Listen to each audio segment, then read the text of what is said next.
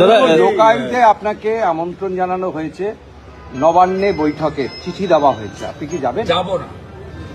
প্রথম কথা হচ্ছে, এই মুখ্যমন্ত্রী লোকায়ুক্তের রিপোর্ট বিধানসভায় পেশ করেন না।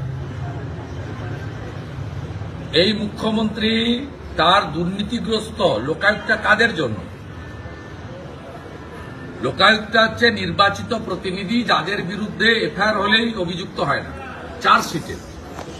মুখ্যমন্ত্রীর মন্ত্রিসভার সদস্য পার্থ চ্যাটার্জি, জ্যোতিপ্রিয় মল্লিক, একাধিক নির্বাচিত বিধায়ক, তারা চার্জশিটে বিভিন্ন মামলা। চার্জশিটেড লোকেদের বিরুদ্ধে লোকায়ুক্তে বিধানসভায় রিপোর্টিং করতে হবে। সেই রিপোর্টিং উনি কোনোদিনই করেন না। শুধু নিয়োগের সময় এইভাবে একটা চিঠি পাঠান তার স্বরাষ্ট্র সচিবকে দিয়ে, এবং তার সঙ্গে কারা কারা অ্যাপ্লিকেন্ট নথি পাঠান না। কারো একটা বউকে বা কারো একটা রিটার্ন লোককে ঠিক করে রেখেছে। মনোজ পন্থ যদি এক্সটেনশন না পায়, তাকেই হয়তো দেখা যাবে হিউম্যান রাইটস এর মেম্বার করে দিয়েছে।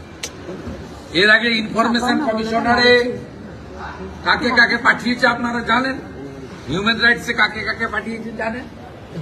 অতএব এই